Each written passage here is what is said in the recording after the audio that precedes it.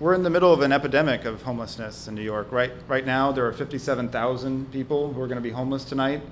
And to put that in context, this book was printed about 2 weeks ago, and on the back it says 22,000 children are homeless. Well, that number is now 24,000. And this is really not sustainable in a city where the top 1% earns a median average of almost $800,000. And I think maybe some of you are here for the free wine, and believe me, I am here too for that reason.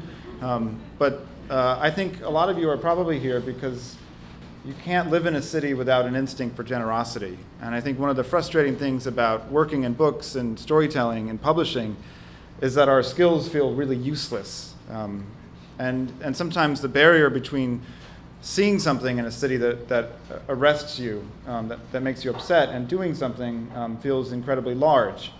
And the reason why I wanted this book to be a benefit for housing work is it shows that gap is actually not that big. You know, housing court is one of the poor people's courts of this city. It's where landlords take tenants to evict them. It was started actually long ago to help tenants do repairs in this city and get habitable conditions, sort of like my clients at the 98 Linden case. Now there is one courtroom for repairs, and I believe, at least in Brooklyn, there's 7 or 8 courtrooms for evictions. So it's sort of imbalanced, and those who've been there kind of know what it's like. Basically, tenants go there. About 95% of tenants are unrepresented. So while we do provide free legal services, and we are actually, this administration is giving us more money, and I'm happy about that, and we're getting more attorneys, the balance is completely lopsided because most of the landlords' attorneys, most of the landlords have attorneys themselves. And so most tenants are scared. Some are low income, some are low educated, some do not speak English, and they have to go to this court where the judge has a caseload of about 70 cases. So the judge wants to get through it as quickly as possible so they don't have to be there after lunch. And they are dragged into the hallways because unlike federal court and some of the other courts where you actually have a calendar call and you get called and get put before the judge, in housing court, you're never put before the judge if you don't, well, you will eventually get there, but most of the work happens in the hallways. And so what you have is a bunch of, scary dudes in white, in suits screaming at tenants saying, please sign this, sign that, so I can be out of here as well. Because most of the landlords' attorneys, they have huge dockets as well. So they're trying to, get right through it. And if you want to, try to enforce your rights, they'll say, fine, I'll deal with you at 5 o'clock, see you later. And then you're forced to either stay there all day or actually, settle what they need to settle. Sometimes we didn't have hot water. Sometimes we didn't have water at all. Sometimes there was no heat. Sometimes there was so much heat, we had to open all the windows in the middle of winter, the steam radiators clanging so loudly it was like someone whacking a baseball bat across the pipes. There were cockroaches, mice. In the spring, ants would march in lines from the windowsill across the kitchen floor. Anything we wanted to eat, we had to keep in the refrigerator. There was no sink in the bathroom, and so we did all of our face washing and toothbrushing in the kitchen by the front door over a sink of dirty dishes. When it rained, the roof leaked, and we would put out pans and buckets and move the couch we'd found on the sidewalk into the middle of the room. Once, Al told me, he had knocked a hole in the wall. It was full of dead pigeons, he said. At night, I could hear the birds cooing, and I imagined their bones inches away from my face. 6 flights was a long way up. Al taught me to use the windows that line the stairwell as mirrors to make sure there wasn't someone waiting to jump me around the corner. It was good advice, especially when the entry door locks were broken, as they sometimes were, or in the winter when the homeless and the drug addicts in the neighborhood would wander in looking for shelter. A roommate of mine came home late one night to a creepy guy lingering in the hall. She did not call the police. She knocked on Al's door instead. You did the right thing, he told her, and then he threw the bum out.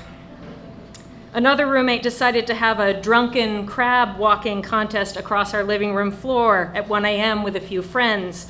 Convinced she was being attacked, Al ran upstairs and burst into the party waving a gun, which quickly sobered everyone up.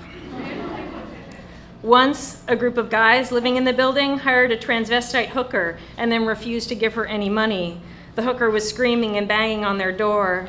Al threatened the guys and made them pay up, and then he escorted the hooker down the stairs and out the front door, meeting every curse and insult with a louder, more colorful one of his own. I saw Al nearly every day as I came and went from the building. I knew that he'd worked as a photographer, and I talked with him on the stoop about jewelry, and I helped him lug things up the 5 flights to his apartment whenever I saw him struggling, especially later when his illness progressed. But I also purposely kept myself from getting too close, not only because I wanted to keep some distance between myself and anyone who carried a gun, but because I was learning that this was how people survived, by not knowing things, even when you knew them. The walls of New York City apartments are thin. At night, you hear your neighbors crying. You hear them having sex. You hear them fighting with their husbands and wives, with their boyfriends and girlfriends.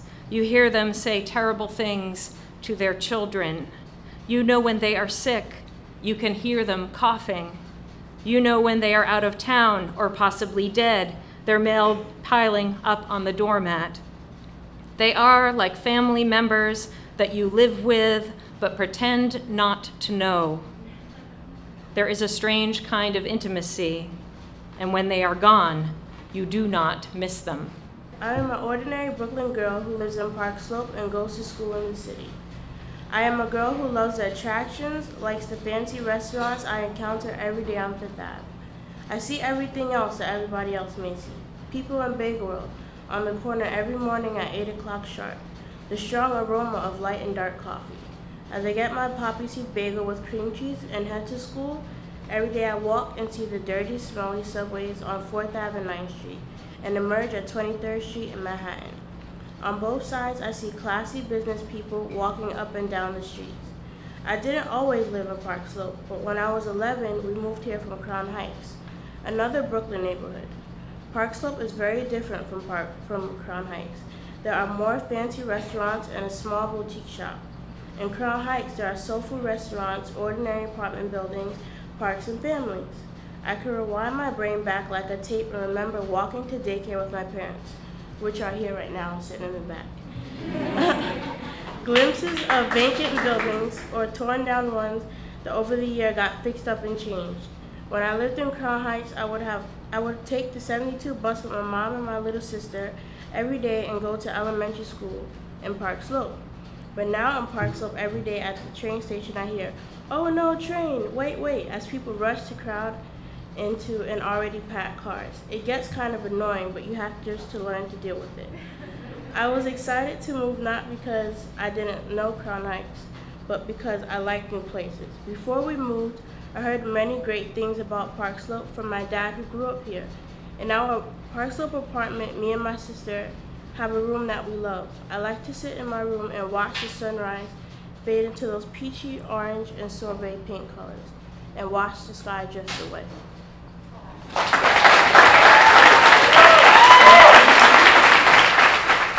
Oh Manhattan, your frequent and swift flash of eyes offering me love, offering response to my own. These repay me. Lovers, continual lovers, only repay me. Now, he had read the Romantic poets who thought that the city was the repository of all human degradation, all evil.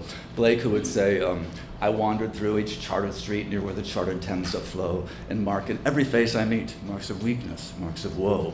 Or Wordsworth, who would decry the hideous skyline of London.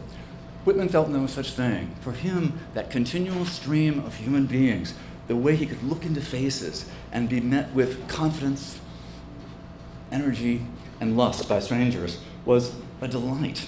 This is the end of a poem called Mannahatta, and he loved the Native American name for the island, which he thought was more fitting to its stature. The city of such young men, I swear I cannot live happy without I often go talk, walk, eat, drink, sleep with them. Now I'll read you just a little paragraph in this essay. There is a minor army of biographers and scholars out there who want to tell you that sleep with them did not mean in 1860 what it means now. I don't know what other 19th century poet has so energetically splashed his queerness across the page, and what other has been so thoroughly explained away. Reductive categories of uncertainty abound. Passionate friendship, omnisexual desire, autoerotic fantasy, These dismissals bring my inner drag queen to the fore. She who just wants to roll her eyes and say, whatever. So I will end, because it seems so appropriate to this occasion and to this book, with a quotation from the preface to Leaves of Grass. It's from the 1855 edition. And in it, Whitman gives his advice, which I think he would stand by all his life. This is what you shall do. Love the earth and sun and the animals, despise riches, give alms to everyone that asks, stand up for the stupid and crazy, devote your income and labor to others, hate tyrants, argue not concerning God, have patience and indulgence toward the people, take off your hat to nothing known or unknown, or to any man or number of men. Go freely with powerful, uneducated persons, and with the young, and with the mothers of families. Read these leaves, i.e. his poems, in the open air every season of every year of your life. Re-examine all you have been told at school or church or in any book. Dismiss whatever insults your own soul, and your very flesh shall be a great poem and have the richest fluency.